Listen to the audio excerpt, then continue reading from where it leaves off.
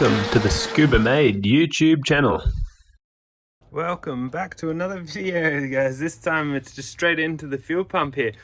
Now this thing's still working, but I'll just try and explain what's happening here. I used to have the blue lines in there and then they started leaking. Here's all the blue lines and I'll try and show you. That is how they are now. It's just an electrical heat shrink that I got on to make them blue. I just thought it looked cool.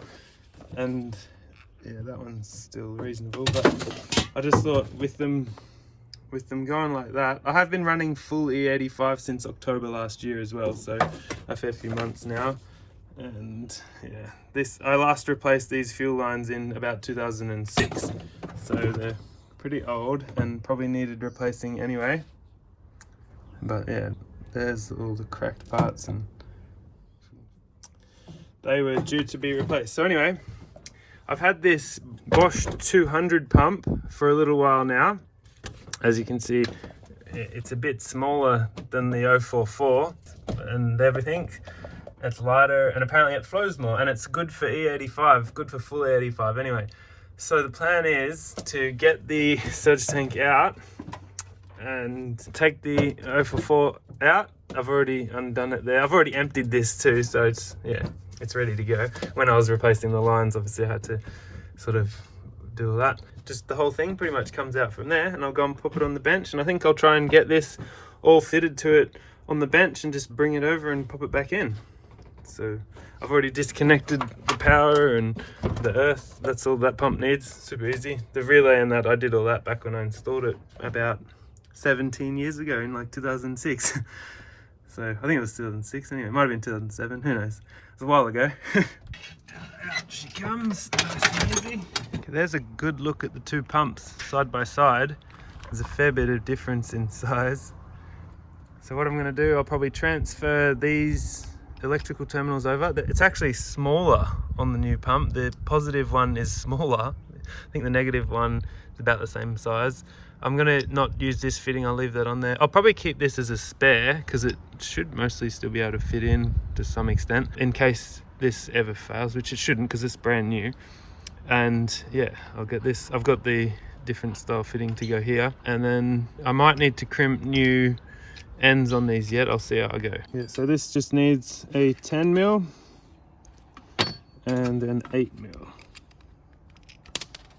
And I think this one should pretty much just go straight on to this one.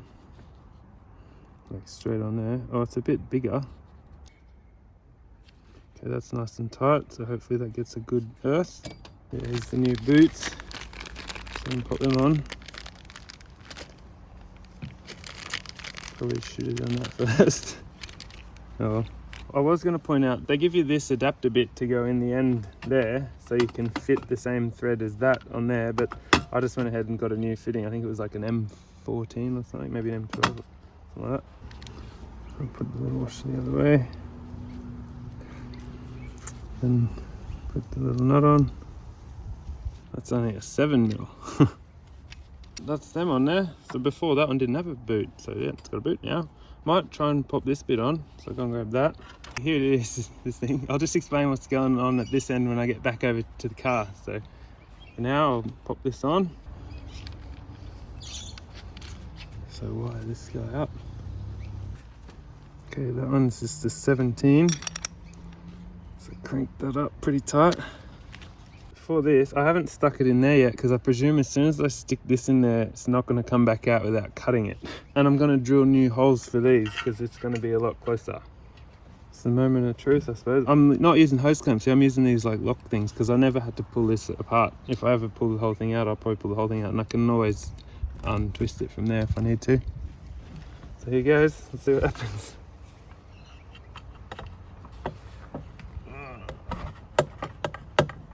This is the tool to tighten these things. I plan to install these little dress-up bolts. So they'll be going in. So look kind of cool.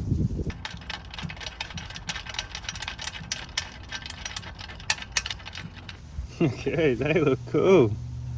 Okay, there she is, all buttoned up, and hopefully this will seal and that'll seal, and everything's on there pretty good, and everything should just plug pretty much back in, and I'll show you in a sec when I bring it over there what that's for. Hook all this up and try and fill it up with fuel and see if it all works. Okay, let's get it back in. I've tightened it all up now, so I'll just show you what this was about. I've actually added a quick connect joiner here, so I can just go like this, boom, and just plugged in. And hopefully that doesn't leak and holds the E85 fine. And I was gonna say, if I ever wanna empty this out, all I gotta do is pop that off. I can either fill something up from here, which probably is a bit sketchy, or I've made this like long tube now, so I can just plug that in there like that. It's about 2 meters long, and this end can just go out into a jerry can, and I can just turn the fuel pump on and let it out. So that's gonna be a lot easier than this was to empty in the first place. I've got the earth back on here. I'm gonna leave this unplugged for now because I'm probably gonna want the in-tank fuel pump to fill this up before I turn this on. So we're getting close. I just made it make sure it doesn't leak.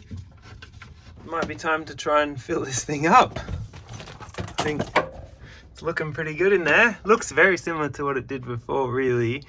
But, you know, these are black and braided now as opposed to that blue, and pump's a bit smaller and it's a bit closer in that way. And there's a quick connect fitting here, which used to be there before. But overall, that's awesome. Fuel pump in there needs to fill up the surge tank, so that probably takes a little while.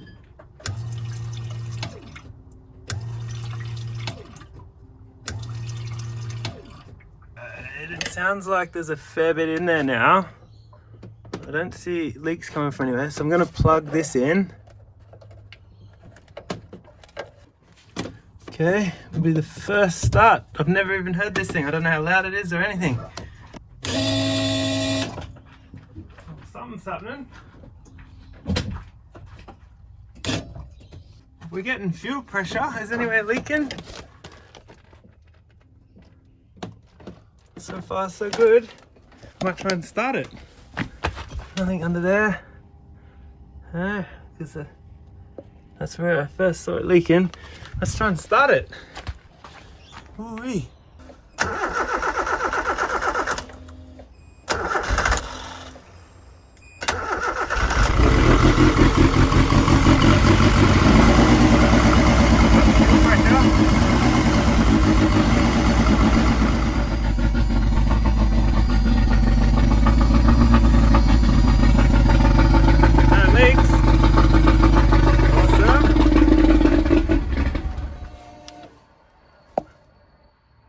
Still looks like we're not leaking.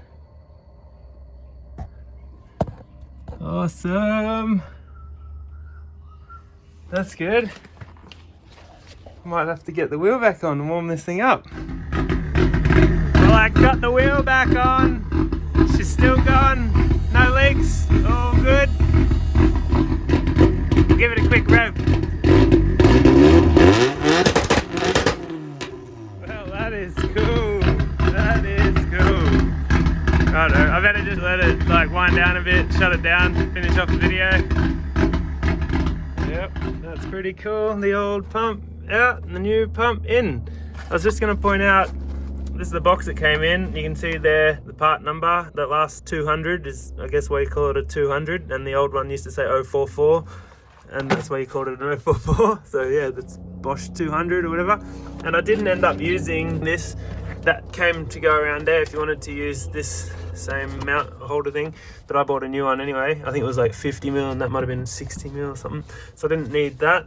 And then this one is the fitting to make it the same at the end there. You could have put that on up there, but I got a new fitting in there anyway that was the same thread as that, which I think's M14, and that one's M18. One step closer to getting this thing ready for the racetrack. I cannot wait. I'm saying it will be this year, so let's make it happen this year. And then, yeah, stay tuned. Thanks very much. Be sure to share this around, subscribe, leave a comment, and like it, and hopefully you'll see more. Okay, thanks very much. I'll see you later. Bye-bye.